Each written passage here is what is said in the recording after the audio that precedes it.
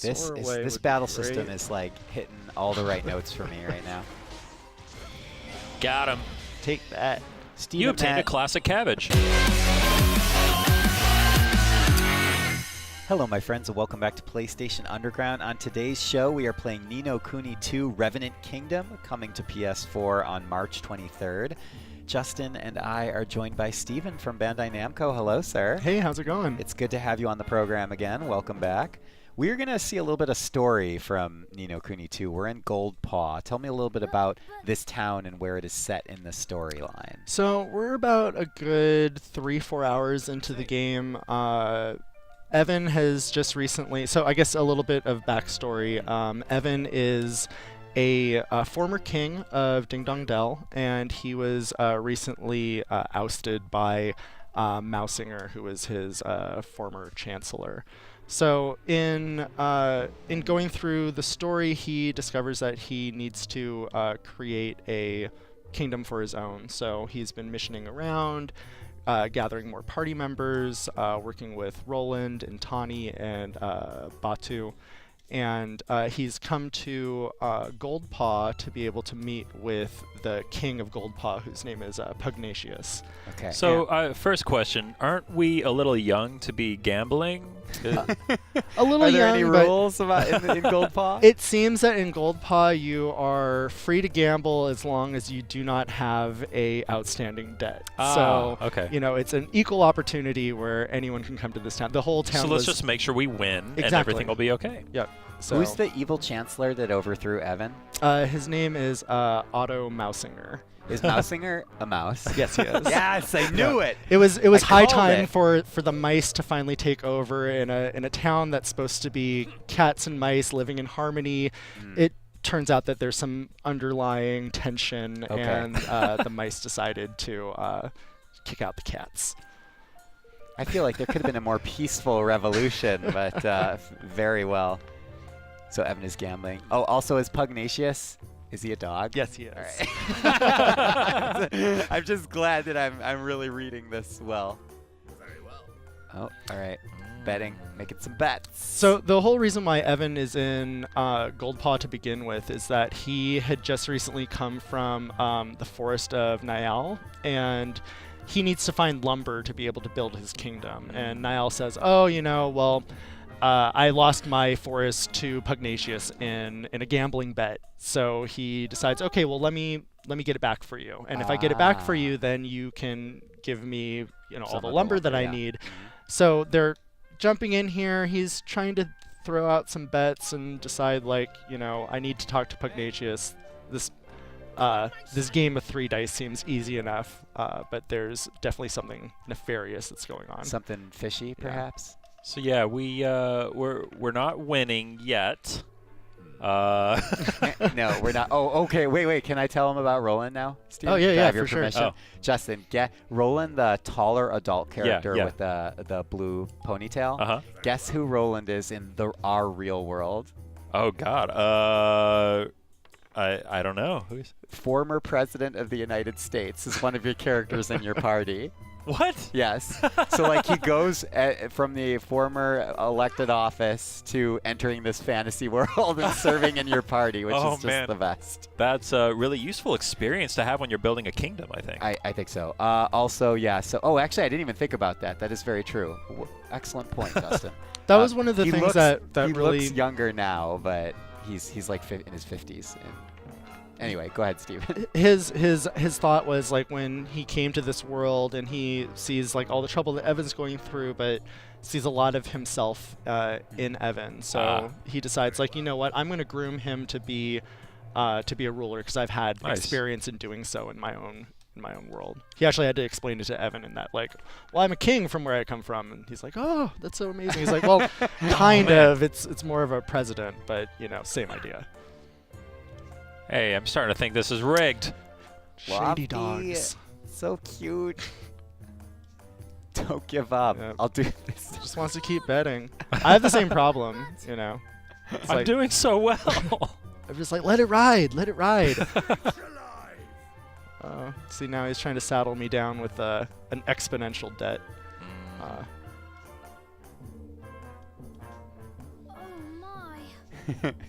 So cute. Steven, I really do think something nefarious is going on here with this gambling. Okay, so this is like one of my favorite little characters. Whoa! That guy maintains your debt. Oh my god. But I think the Oh boy. to have like this crazy long neck crow thing just gawking Screaming, at you "You like owe me." you owe me. I'm just Your like, oh, that's so literal perfect. debt on your shoulder. Mhm. I love it. Yeah, eyes not really looking at anything. Does he keep saying you owe me? Yeah. Yeah.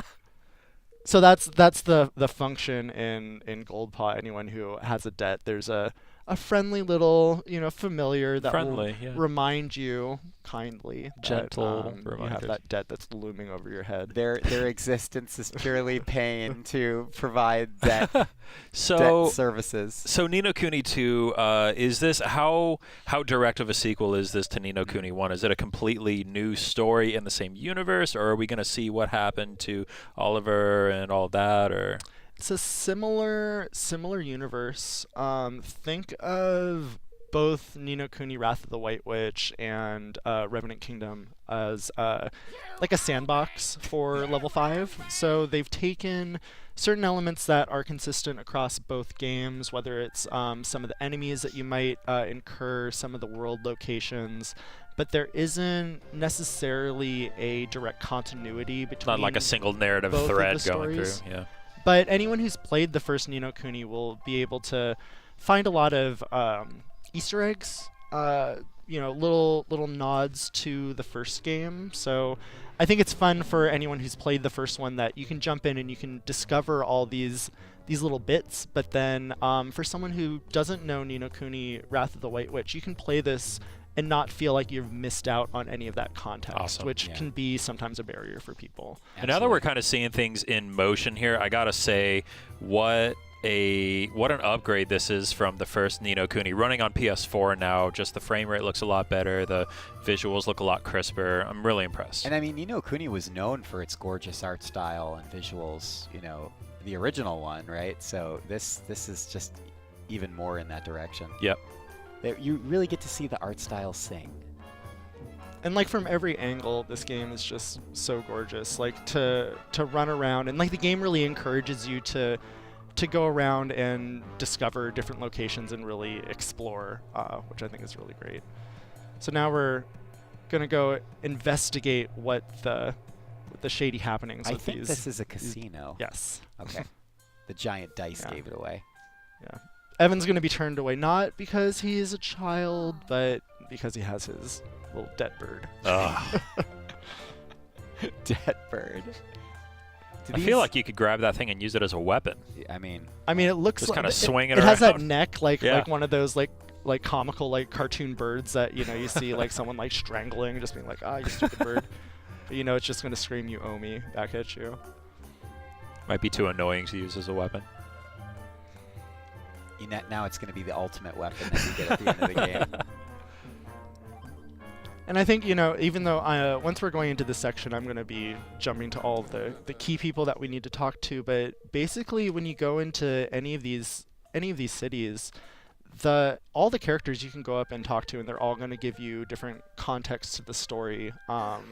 It's a lot of care has been taken in making sure that Level 5 wanted to create a very believable living world that you're interacting in. That's so valuable. I think the NPC is often not given the same love and care that the main cast is given in RPGs, but sometimes those are the characters you're interacting with the most are NPCs that are Exactly. out in the towns and in the field, and having them have poignant dialogue or pointed dialogue makes it so much better. Well, especially when these characters are supposed to conjure a feeling, and you're not really going to gather that until if you don't have a believable cast. Do Bill. Money now. Okay. I love how is it Batu? Is that the larger character's name? Yeah, so Batu, he's the head of the Sky Pirates, and that's Tawny's father. He recently joined you, and he's pretty funny because he adds a bit of that tough guy comic relief. Oh, so two of your characters in the party are related. It's a father and daughter? Yes. Okay, awesome. Now, I don't know if I agree with that parenting style of going on dangerous adventures with your child. Come on. Well, it's funny because like earlier in the story, Tawny is abducted by some wyverns, and she's captured, and Evan and Roland decide that they're going to go and save her, but Batu, even though he's the head of the Sky Pirates and he's this like big tough guy, he made it seem like really like, oh, this is like some insurmountable thing, like she's gone, like, you know. So it's funny how his courage comes after you've done all of the hard work. I love how the character in here was named Lady Pekingese. More dog jokes. Oh, yes. No, when you get into like the story and like the way that they've done all of the different accents too for the different characters, I find it pretty impressive. People were really fond of how Mr. Drippy's accent, I think it was like a Cockney accent? Like a weird like Scottish thing or something, yeah. Cheeky beggars. So you were mentioning that the cutscenes in this game are all done in engine now. Yes. That's interesting. No, being able to, you know, the level 5 has said to me over the course of like the 2 years or 3 years that I've been working on this project. Oh, wow. Steven, you have so much time on this project already. They've been overjoyed with just the fact that they're able to do this on PlayStation 4 and the fact that, you know, it's powerful enough for them to be able to do everything in game and still have it be of a high cinematic quality and caliber. So thanks, you guys. Yeah, yeah. I mean, we're at the stage where the graphics do kind of have that cinematic feel to them already. So, yeah, it looks awesome. So, just about at the end of this little thing, I'm gonna jump back up, and we're gonna see how they've figured out that tricky dice situation. So, Steven, I must see justice done. There will be justice. Can't let this go. There will be justice, but in a way that only Ni no Kuni could serve you justice. We're gonna win $1 billion. Shove it in that mean dog gambler's face. Rub his nose in it. Grab the newspaper. You know. Oh. That's just You rude. have been a bad dog. And Evan is part cat? Yes. Okay. Ah. He's half and half. Interesting. He has excellent hearing, I bet. You owe me! You owe me! Very well. Goodness gracious, going at it again. He's not going to lose this time. I got this time. Be counting on you. Let's go, Lofty. Lofty just. So, Alright. which will it be? Red. Time to put our little plan into action. Let us begin.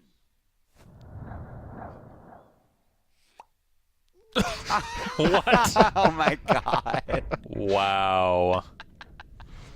Terrible. Had to have some Matrix bullet time in there. Oh, that's impossible! Oh my god. Wow. I can't believe what I just saw. What?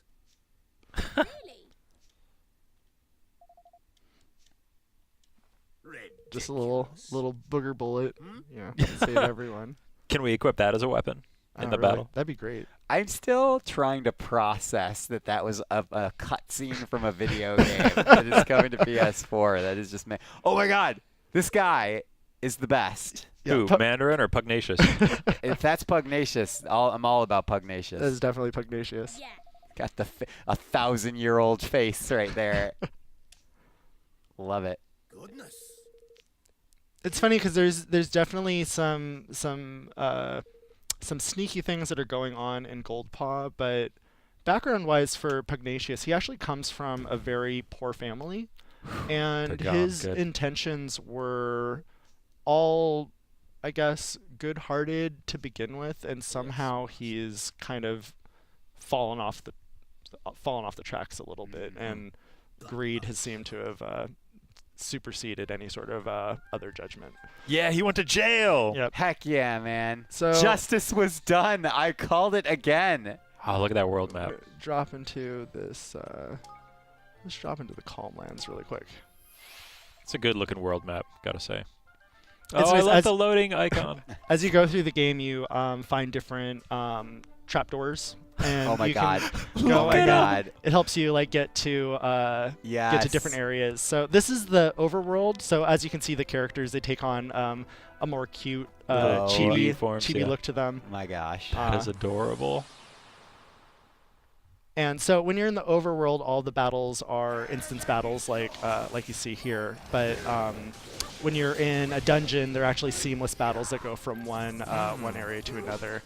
This seems much different than the battle system from the first Ni no Kuni. Very different. So the first one was kind of a hybrid turn-based. So Yeah. whenever you brought up a menu and you wanted to select different characters, it would pause.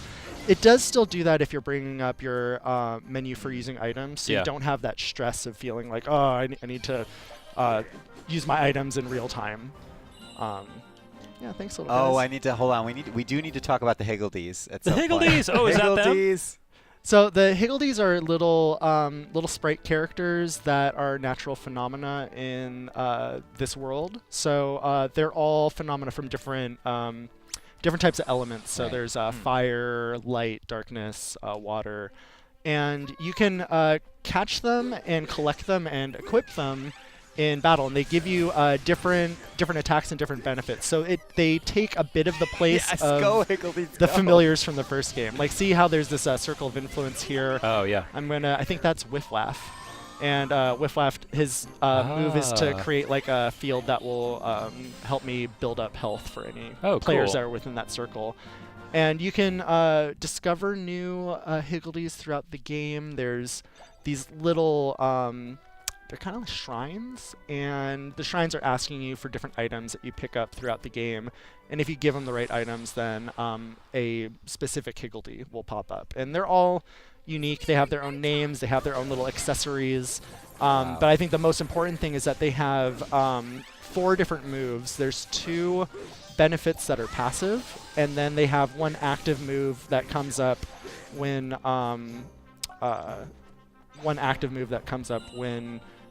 there's that circle of influence. Right. And then when you are in an awakened state, they have an additional benefit. And you can always look at, it's not in this menu, let's see, it's in this one. You can go and you can check out like your party, and each of these guys, so there's, Runcible the Righteous, and if I go into like the information, it shows that there's different benefits, like he can restore health to people, he can bring out a cannon on the battlefield.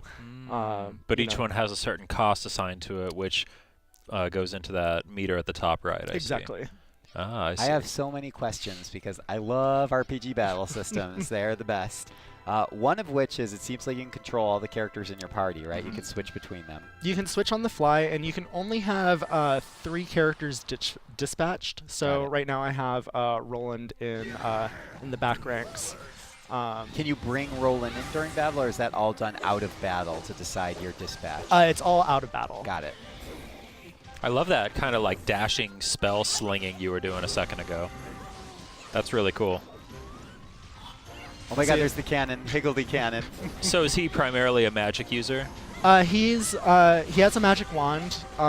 Everyone has a physical weapon that they utilize, and then a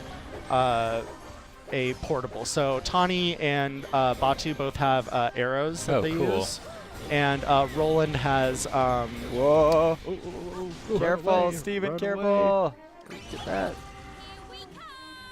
Let's give you a little bit of health real quick. Some This soar away this would be battle great. system is like hitting all the right notes for me right now. Got him. Take that. Steven, You obtained a Matt, classic cabbage. the On the left side of the screen, running from up to down, there were some weapon icons there with different percentages. Can you talk, is that going to be crucial to battle as well? Is that something you can talk about? So when you're using your different abilities or your skills that are in your skill palette, once your weapon is up to 100%, it's going to give you an added boost when you use that move. So now that I have this at 100%, I can go ahead and charge this move, and hopefully that'll... Oh wait, no, that was a steal. But then you can switch those weapons on the fly, and each weapon that you have has maybe different benefits for different elementals. I see. Different strengths, and then I can switch over to Batu. Oh, I see. So each character can bring in 3 different weapons into battle. And you can also save the boost so that you're able to go into a battle and make sure that you have like a couple really strong hits that you're able to shoot off really quickly. Awesome. Gotcha. So I assume we want to use like water spells on this guy. Yeah, these guys always run away really, really trickily. Curse you, dancing flame being. We'll get him next time. They're so cute though. Oh, and so another thing that's really cool that I wanted to show you was the, not that screen, it's the tactics tweaker. So in the game you can go through, and once you've unlocked the tactics tweaker, it gives you an opportunity to be able to tune exactly the type of experience that you gain in like the spoil setting. Like so here I was able to increase either growth or gold or finds versus rarities, stuff like that. Interesting. Over in this area you can adjust like it says was this reduced damage when blocking, or decrease the amount of time it takes to escape. So depending on your playstyle, you can adjust these using your battle points, and you earn battle points as you progress through the game. And Steven, in the cases where there's a slider in one direction or the other, do you have to spend battle points every time you want to move it, even if you're kind of backtracking across a different direction? Anytime you're making those adjustments, you're going to be spending your battle points. So it's not like you can just cheat the game and just change it always on the fly. Like you need to actually put in points. So this is explaining how there's different monster types that are in the game, and you can give yourself a benefit or a strength against a certain type of monster, but to do so, that's going to give you a weakness towards its counter. Interesting. So you like thinking if you're going to a specific area and I want to maybe move a little bit of the benefit in like one direction or another, and as I level up, it costs more points for me to be able to make these adjustments. And you earn battle points just by participating in normal battles? Mm-hmm. So someone could, if they were in a pinch, try and grind up those battle points, build a collection, and then make adjustments. Mm-hmm. Cool. Is that tactic tweaker kind of considered with the difficulty scaling throughout the game, or is it more of like a handicap for people who might be having trouble with the game?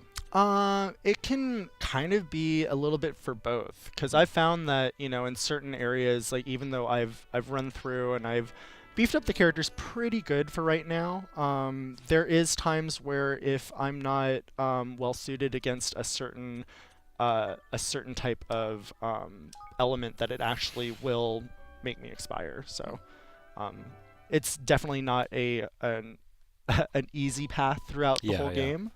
Let's see, I want to look back. That sounds great. It's another Like element of that's- strategy no. to a game that already seems like it has a lot going on. Like 3 different characters at a time, each with 3 different potential weapon slots. So this Your is Higgledies. There's a lot going on. And this is a dungeon, so you can see like how there's enemies that are out in the field. Once you jump up and you incur them, then it's going to bring up a wall limiter, so you can only go so far away from them. Oh, cool.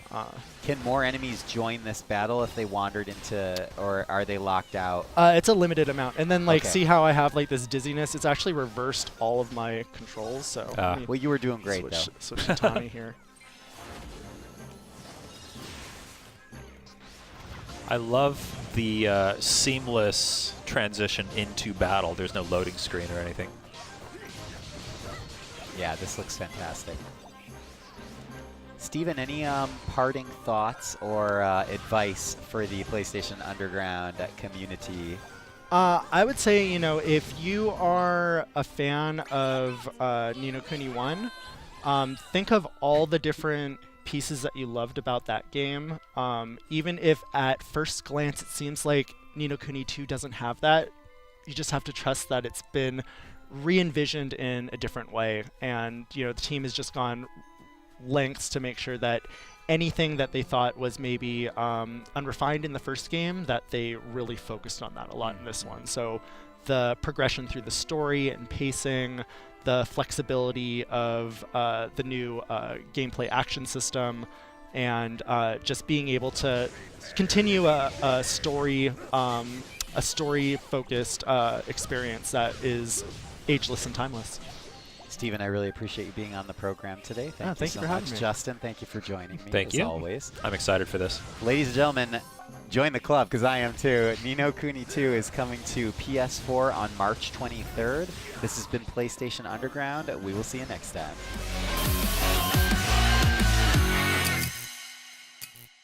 PlayStation